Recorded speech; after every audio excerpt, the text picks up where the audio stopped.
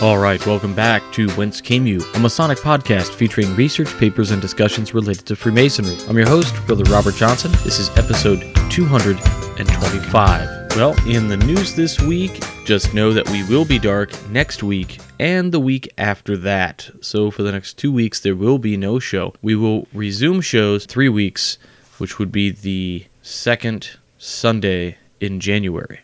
I hope you guys all have an amazing Christmas and just a great New Year celebration. I know the next year is going to be amazing for everybody. So again, thanks so much for listening to this show and for making us part of your commute, your daily travels, your walks, your runs, however you listen to the show. Maybe we get you through the day in the office. Just want to say huge thanks for listening and supporting the show and doing everything you guys do to make this happen. I can't do it without you guys, and you guys all come together, and it's magic, right? So teamwork makes the dream work. Anyway, this week on the program, we have Frater O. We're talking about the second degree. We didn't hold back. We just jumped right in the deep end. We blitzed it. So I hope you guys enjoy that. Before we start the interview, I do have a sponsor for this episode and the next few episodes. So these next few episodes are sponsored by Brothers Blend Coffee. What is Brothers Blend Coffee? Well, it is produced by Montgomery Lodge in Milford, Massachusetts, to provide the very finest coffee to the brethren wheresoever dispersed, their friends, families, and colleagues, and as a fundraiser to support the charitable causes, activities, and maintenance of the lodge. Brothers Blend Coffee comes in 3 great varieties: the Tyler's Cup, Harmony Roast, and Adonirum's Brew. If you're looking to enjoy superior coffees and help support some great causes, try Brothers Blend Coffee today. You'll have a new favorite coffee tomorrow. So they have 3 types of the coffee again. There's the Tyler's Cup, there's Harmony Roast, and Adonirum's Brew. They're all really cool. The Tyler's Cup, it's really cool. It's a very neat way to do a charity and a fundraiser. And so the Tyler's Cup is crafted by medium and French roasting coffee separately, then blending them post-roasting. The result is an excellent taste with a hint of smokiness and French roast. So you can get like 12 ounce for $10.69. So 1 bag shipping is $3.99. 2 to 3 bags is $5.99. If you get 4 to 6 bags, it's $11.99. And the shipping goes the same on all of them. They're 12 ounce bags, 340 grams. And the coffee is literally local. It's roasted by Red Barn Coffee Roasters, which is in Hopkinton, Massachusetts. There's the Harmony Roast. It says, when someone says, "I'll have a regular," this is the coffee to serve. A medium roast blend of Central and South American coffees with excellent balance and delicious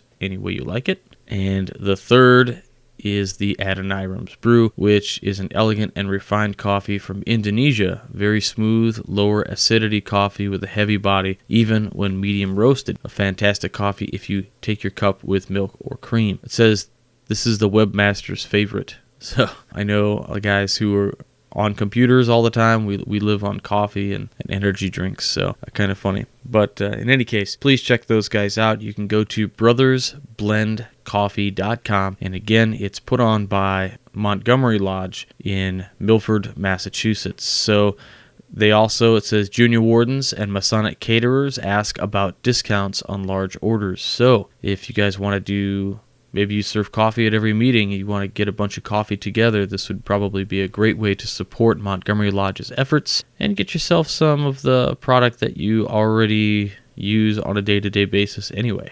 So with that, let's go right into our chat with Frater O.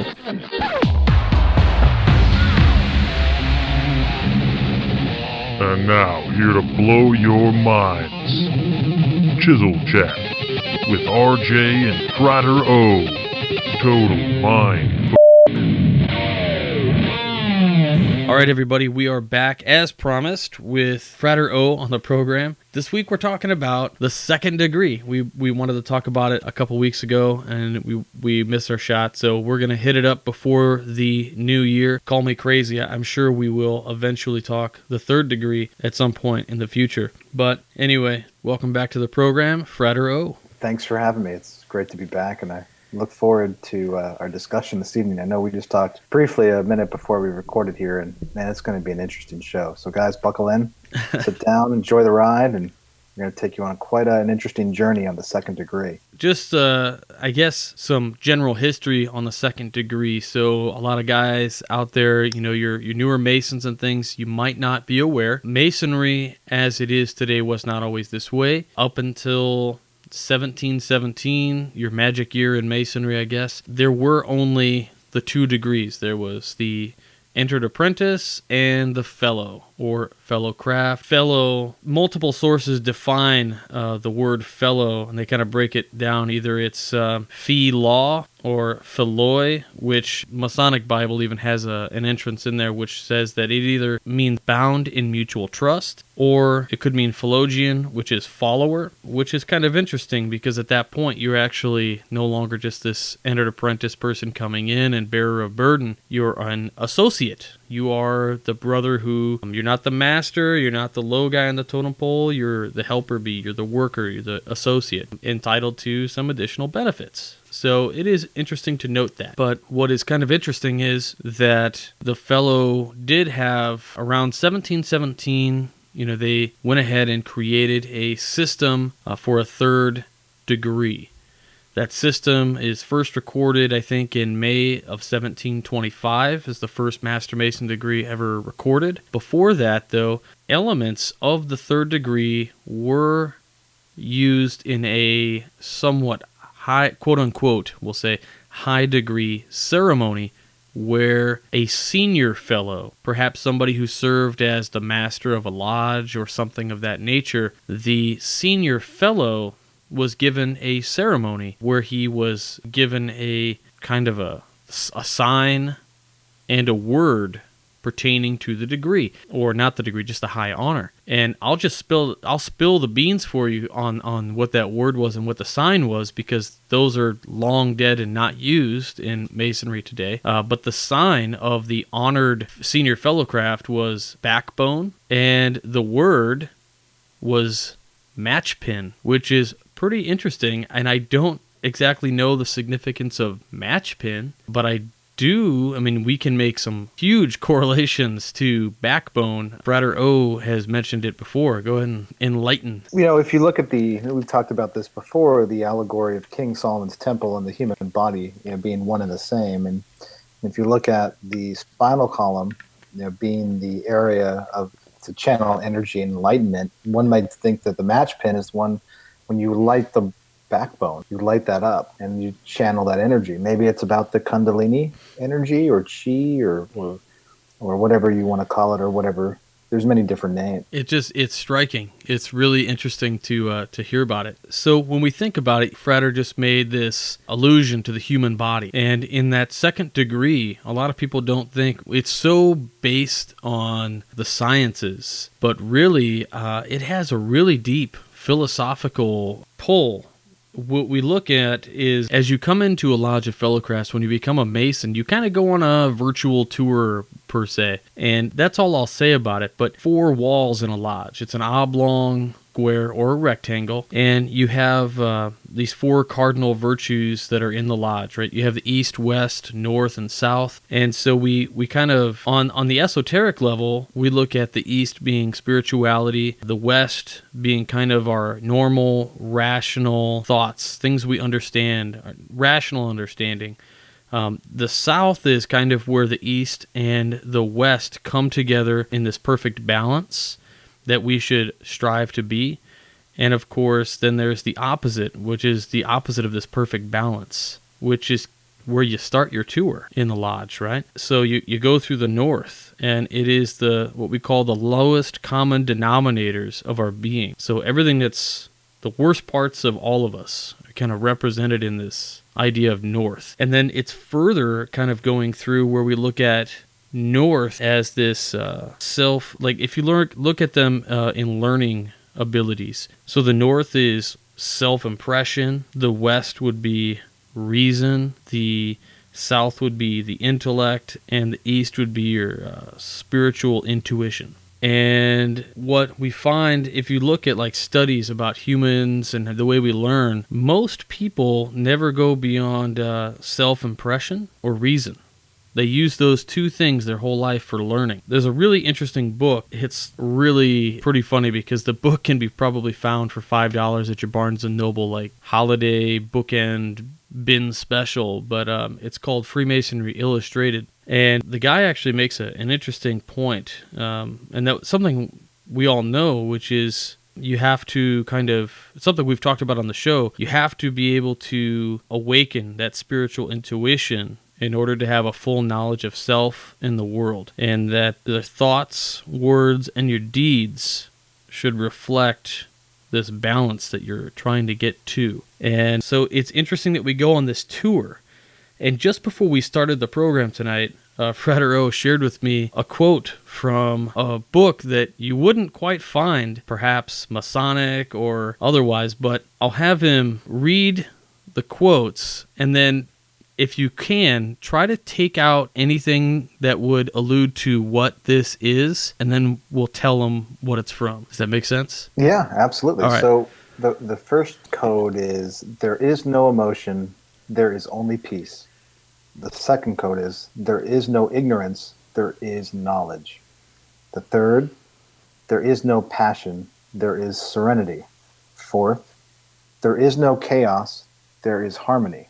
And the last but not least, there is no death, there is the forest. All right, so of course, if you guessed the last bit, it's Star Wars, The Jedi Path. As he alluded to before the program, he said it was very appropriate for this evening's show. When we think about the way a lodge kind of works and this dynamic of it actually being this human body, and you're going on a tour, in a way you're going on a tour, I should say, we really emphasize these sciences and things, but it goes so much deeper than that, and it's that looking beneath that surface level. And I'll just let you kind of jump in here.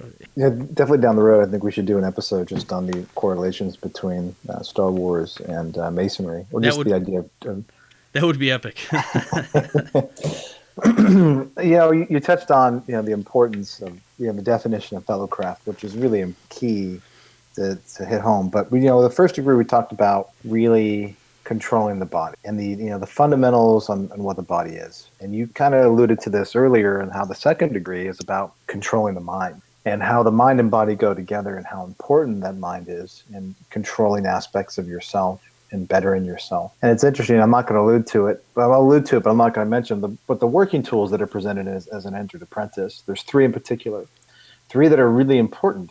And when they're explained to you, they explain how to apply them and really what they're for. It's not for the operative purpose, it's for the more speculative aspect of your human mind, and how amazing that is. I always love to digress back, and you mentioned before regarding the 4 different corners of the lodge. And we kind of talked about this before we even jumped on the show, on how the north, the east, the west, and the south all can also correspond with an element: earth, air, water, fire, and then the 5th element, which is sometimes alluded to. And there's some really good movies that allude to that as well. There's one movie in particular that talks about the 5th element and the importance of the 5th element and what that is. And if you get what I'm talking about, great. If not, well, then I think you should dig a little bit deeper. And if you look at what's presented to you in the second degree, and how you're taught to explore the arts, you're taught to explore the sciences, and then you're taken on this amazing journey. And in this journey, you meet certain characters again, and you're taken on this certain path.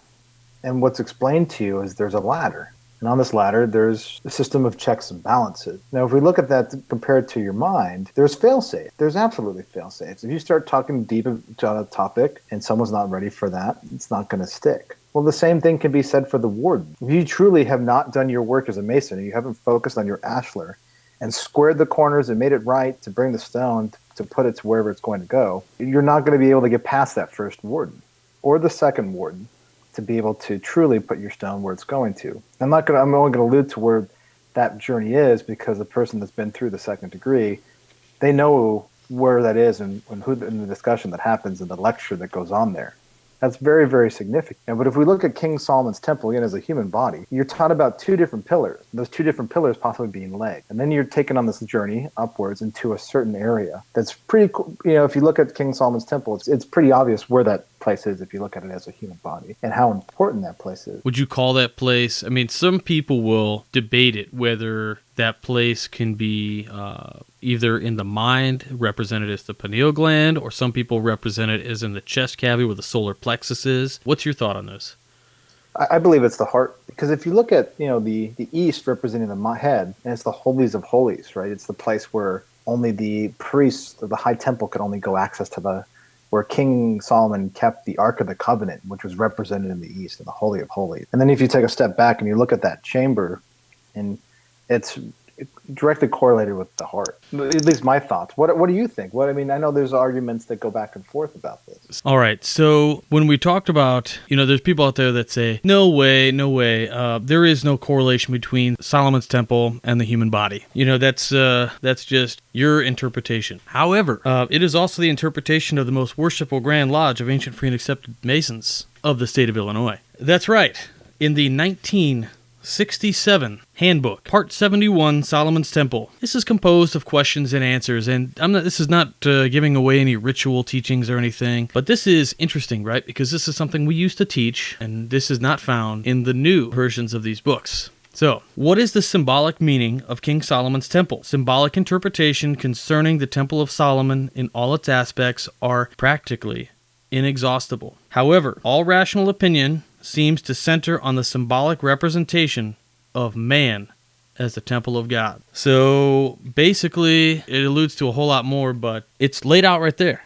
It's telling you that is what the lodge is. So if you were kind of leaning that way and you were like, yeah, but we really need some authoritative proof, than just two guys talking about it all the time. Well, there it is.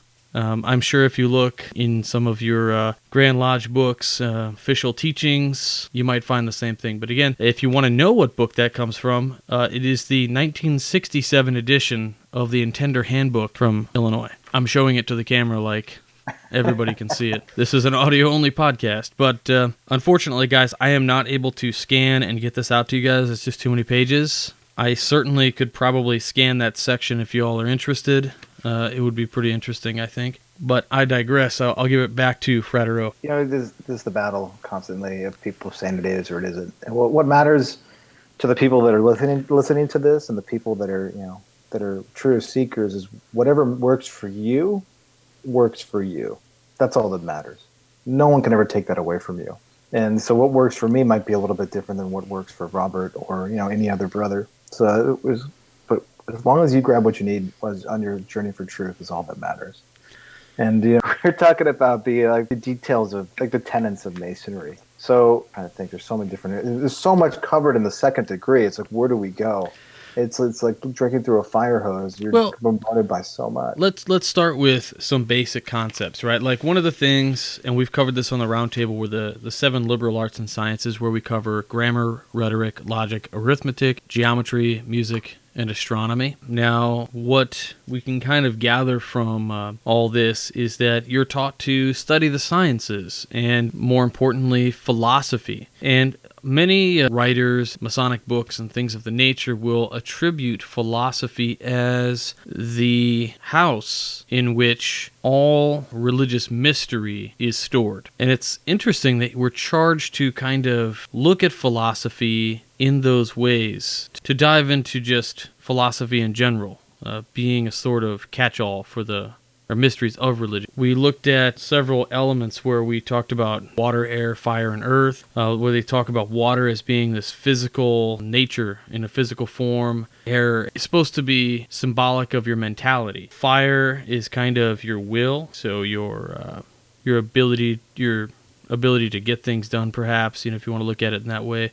Then earth, where everything comes together, and earth is used to stabilize the other three. And then, of course, Frater O did allude to the 5th element with Bruce Willis. A 5th element. Just kidding. But you mentioned that the several liberal arts the significance that I've found in my journey is that take each one of those and apply them to the Eastern philosophical thought of chakras, which we've mentioned before. So, Okay, yeah. another thing that's taught in the that really hit home for me was the 5 pillars system. So, in any architecture, you have Tuscan, Doric, Ionic, Corinthian, composite. So, Frater, what about, is there a correlation between the pillars, their diameters and heights and things like that, when we talk about these 5 pillars? Absolutely. So Tuscan is 1/7, and then Doric is 1/8, Ionic is 1/9, Corinthian and composite is 1/10. The first 3, Doric, Ionic, and Corinthian, were designed by the Greeks, which was the original order of architecture, different from each, of course. But if you study the King Solomon's Temple, it's really significant on which pillar was where, and the outer aspects, and then you get inner, and then the further east you go, and the more significant things change. Pretty interesting. We have a book in my lodge, and it was kind of odd that I found it as an entered apprentice, and it was the 5 Orders of Architecture, and it's not a Masonic book at all. And I said to myself, why do we have this book in here? But it was pretty easy to see why we had the book once I got my second degree. And some of what you just heard Frater O talk about is mentioned in the degree. We talk about the 5 orders in architecture. I mean, there's nothing secret there. And what those pillars represent. And it really just kind of ties back into this element of bringing these aspects of yourself into alignment. I've even seen depictions where we have the 5 pillars placed out in a shape of a pentagram with a pillar at each point, which is pretty interesting. Not in any kind of satanic way. We all know that the pentagram in pop culture, for whatever reason, has this satanic overtone, but within the occult or esoteric schools or a mystery school wisdom type thing, the pentagram was actually the sign that Pythagoras used to distinguish who was a part of his philosopher group when they would meet, supposedly at midnight. That was, that's kind of maybe where the idea of a grip came from, was that they would have a pentagram on their palm, and they would check that. They would, draw it with charcoal at nighttime before they go to the meeting. So kind of interesting there, and that this pentagram might represent some other kind of form of equilibrium within your mental state. Also, too, about the pentagram, you can find the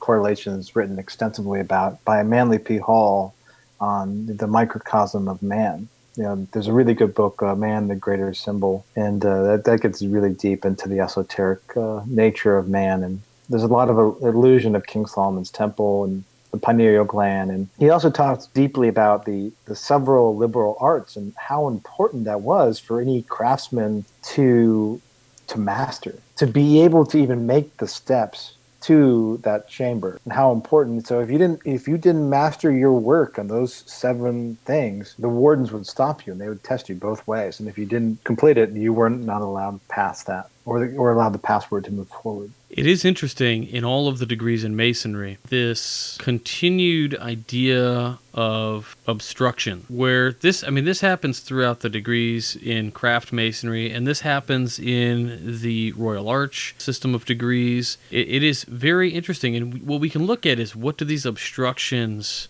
represent? In the first degree, these obstructions, they could represent any number of things. Now, in the second degree, you might have them actually represent these barriers, mental barriers, something Frater O somewhat mentioned earlier when we talked about fail-safes.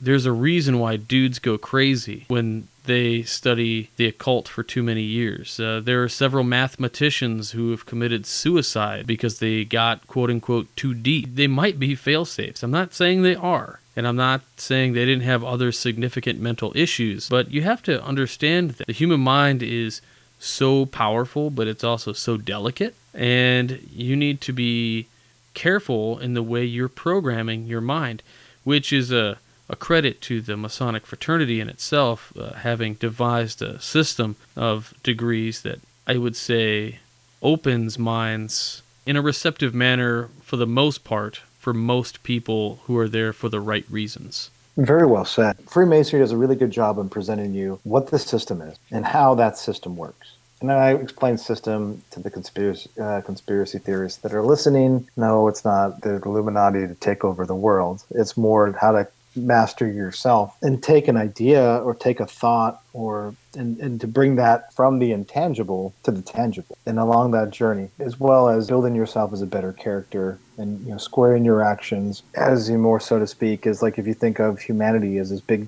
brick wall and you are a brick, and to be able to fit into that wall so that wall is really hew and straight, and to be the best possible brick that you can, you have to work on yourself. And then when you insert that brick into humanity, being that wall, you better the bricks around you because you're solid. And that continues outwards. And that's the most important thing. And if you're not doing that work on yourself and you're missing edges and you put that brick on the wall, of course, it's going to throw the whole wall off, if not possibly tip the whole wall over. Squaring your actions and getting down to the four things that were presented as the working tools is very, very, very important. Very well said. Again, you have a great skill for presenting the analogy the way you did. Oh, thanks. Well, you did too. We're fortunate to be in Masonry, to be presented all these amazing things that have been learned over thousands of years, that of just a melting pot of all these amazing fraternities to esoteric orders to even religions. And Freemasonry is not a religion. It's just a melting pot where it just takes truth and it combines it all together and presents it in a very philosophical form to the candidate and non-dogma form. And it's some deep stuff. And, when you start going deeper into meditation and start diving deeper into yourself, you're going to uncover a lot of interesting doors. And for me, it was really significant when I had, so I'll talk about a personal experience. So I'm in the second degree and I'm sitting there and I'm getting a lecture about the 7 liberal arts. And as he's doing that, I'm thinking about the human body. And immediately when he talked about astronomy, I immediately thought about the 7th chakra. And that's above body, right? That's the ether. That's everything. A huge correlation. If you start thinking about space and the universe as the crown chakra, it's pretty impressive for me. And I was just so blown away that it could be presented in a literary form and word to me that I was able to absorb and apply back to myself. The way those... Well, so the trivium, meaning your grammar, rhetoric, and your logic, are, of course, things that you should learn how to communicate. I mean, it's all about communication, those first 3. It's how to talk, how to win an argument, and ultimately how to point out somebody's faults in their argument, right? So your quadrivium being the last 4, and we've talked about this before in the past, but if you don't remember, arithmetic, which is numbers, geometry is numbers in space, music is numbers in time, and astronomy is numbers in space and time. So astronomy really pulls it together as, if you really want to think about it that way, I mean, space and time describes all of existence, and to study all of existence is what astronomy is, the next onion layer down. Of course, the surface level is, yeah, sure, pick up an astronomy book and read about the revolutions and this, that, and the other, but it almost serves to, if you read an astronomy book, it almost serves to unlock some thing in your mind that starts asking deeper questions. Well, that's interesting how it does that. Why is it that way? And then you might start studying deeper mathematics and other things like that. I mean, that's where I went with mine, was I've always been a huge math geek, and so I look at numbers and symbology, and then I also look at deep mathematic concepts that tend to challenge all of my beliefs about the world I see and experience. And I'm sure many of you out there have experienced something very similar, but we're all in the same boat, I guess. So I guess in closing, we've talked and we jumped all over the place with talking about the Fellowcraft degree, but that's because it was at some point the culmination of Freemasonry as we knew it. Everything that you needed to know about being a Mason was supposedly given to us within the second degree, or the first 2 degrees. So really look at that, and if you can get your hands on old manuscripts that describe old ritual and stuff like that, I highly suggest it. In fact, the Scottish Rite Ritual Monitor for the Southern Jurisdiction, it does a really good job in the first 100 pages or so talking about the degree systems, first and second degree systems, and the first quote-unquote high degree system, which was this senior Fellowcraft's honor, which was given away. And so with that, I think just remember some interesting things that you can wrap your head around, which would be every Mason is his own lodge. So think about that every time you're in lodge. Every time you're doing the Fellowcraft degree, stare in and try to peer beneath those layers. So as we talked about philosophy in Masonry and what we teach, Freemasonry is essentially, and Frater and I have talked about this before, is the current school of whatever this is.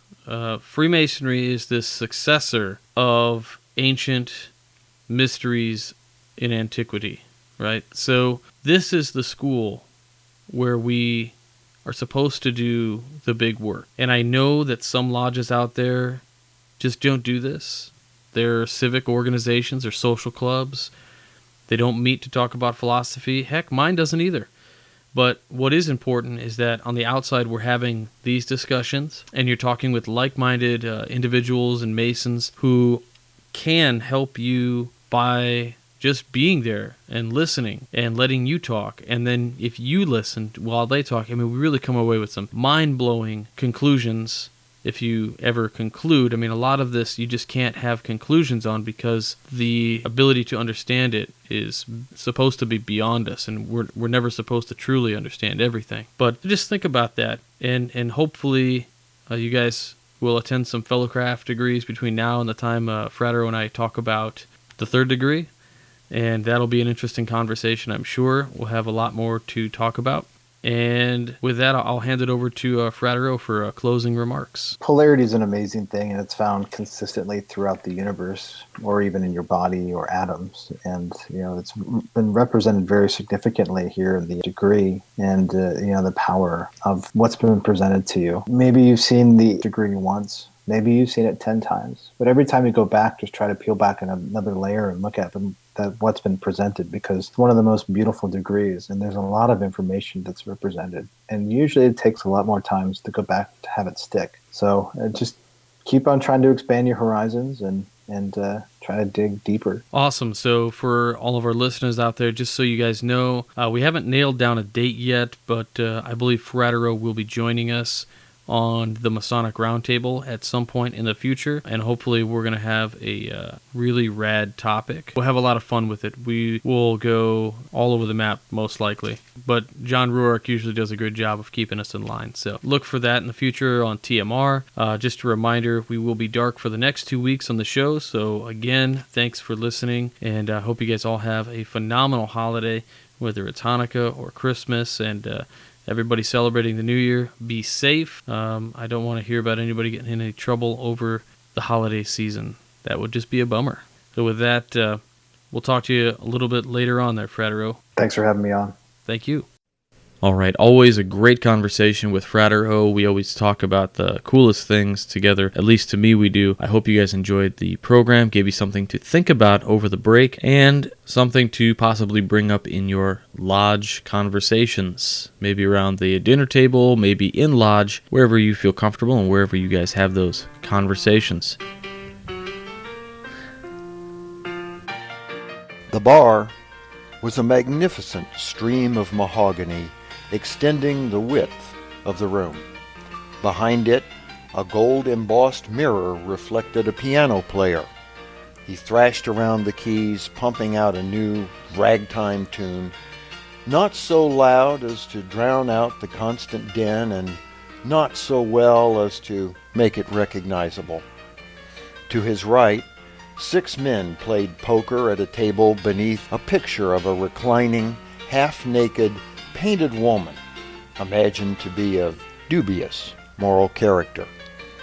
Other women, more fully clothed, no less painted, and of moral character unknown, circulated through the room, encouraging men to order another drink. There were a few Freemasons in the crowd, even in this obscure saloon in western Missouri. Or maybe it was eastern Kansas. Most in the crowded room hadn't given that much thought, and most weren't sober enough to care. Drunk or sober, however, the Masons, along with everyone else in the crowd, were certainly aware of the presence of a very famous brother that evening. In the back of the room, Samuel Clemens, better known as Mark Twain, held court surrounded by several amused patrons. It was long before the 18th Amendment ushered in prohibition in the United States, but even at the turn of the century, the battle lines were drawn and the debate was heated. Given the setting, Twain had selected that as his topic for the evening. "I don't think prohibition is practical," he began. "The Germans, you see, prevent it. Look at them.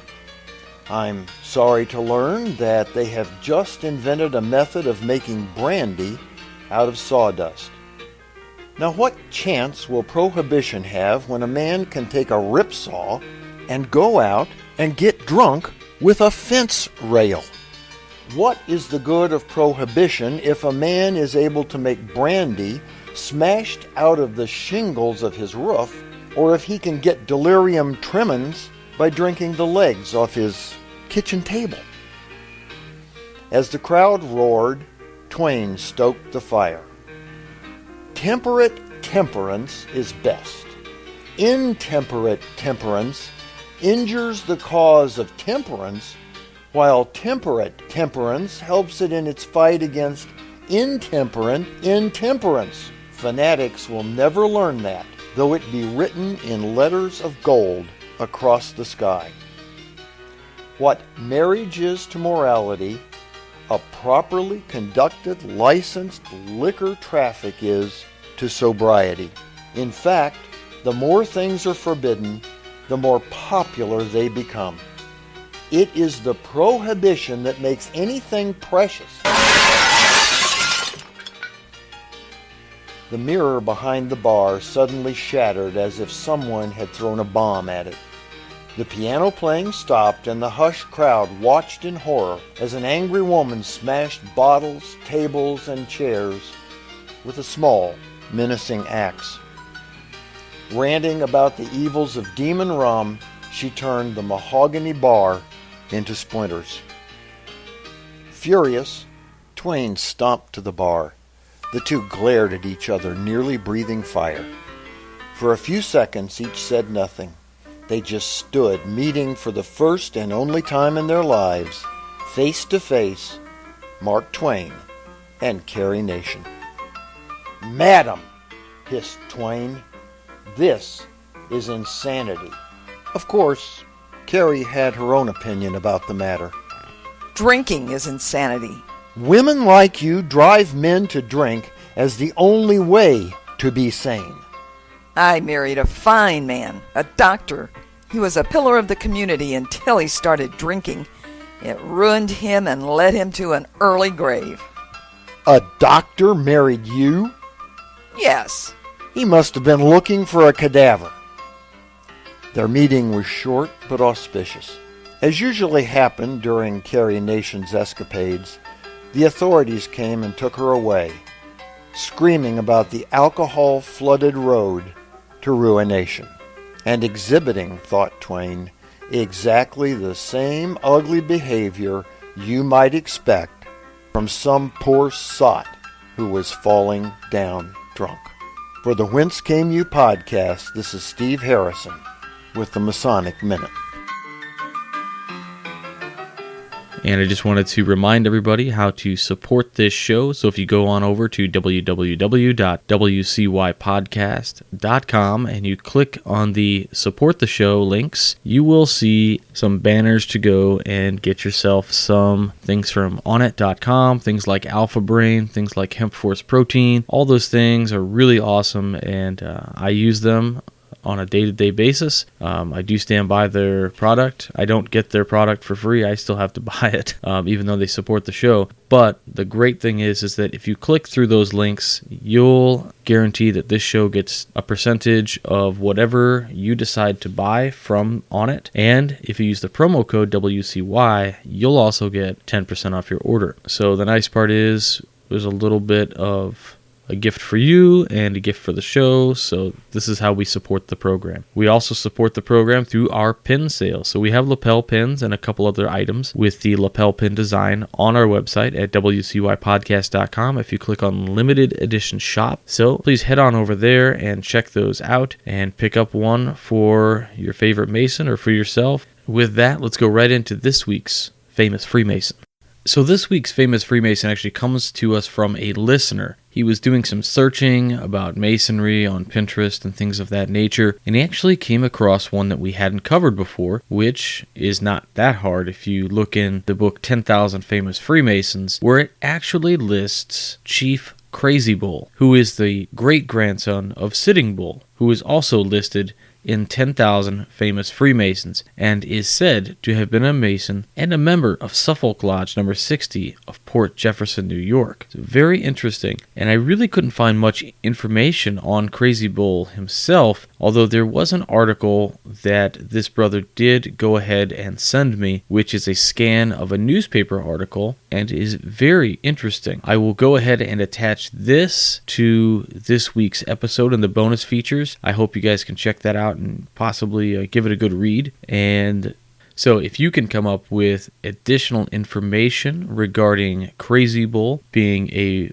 Freemason, forward it on to me at the email address wcypodcast@gmail.com or at admin@wcypodcast.com, and I would love to share it with everybody on our Facebook page, and we can cover it in even more depth in a subsequent episode. I would love to do a First Nations and Freemasonry episode. I think that would be an amazing episode, considering we have covered people like Joseph Brandt in the past, thanks to Brother Michael Cargovage, author of the Jake Tanunda series. So please, again, if you have any information regarding that, send it on over so we can cover it. With that, we're going to wrap this week. Again, I wish you all the very best of holidays over the next few weeks. Please stay safe. Be responsible, have a happy time. This time of year gives us an excuse to be extra awesome to everybody we meet. And let's do that. But let's keep it going. Let's bring it past December and past January. And let's make it the spirit of the season all year long. I think that would be my New Year's resolution for myself, is to think about the way I treat people this time of year and treat people that same way all year. And to be honest with you, that's my resolution every year. I really do try to do that every single year, because I really believe that kindness and making people happy is really one of the best things you can do to form meaningful relationships and affect people's lives for the better. It's what we do as Masons. So again, thank you so much for all of the support. Please don't forget to check out our sponsor, Brothers Blend Coffee. I'm going to be ordering some of their coffee very soon as well. I think it will be awesome. Please don't forget to check out the Midnight Freemasons at www.midnightfreemasons.org, and don't forget about the Masonic Roundtable going live every Tuesday night at 10/9 Central. That is going to be live. Now, we are going to be meeting this upcoming week and the week after, so we're not missing any episodes due to Christmas or the New Year. So I hope to see you guys all participating in the online conversations. And with that, thank you so much. I'll talk to you all next year in 2016, AL 6016. Pretty amazing. Stay on the level. For Whence came you, I'm Robert Johnson.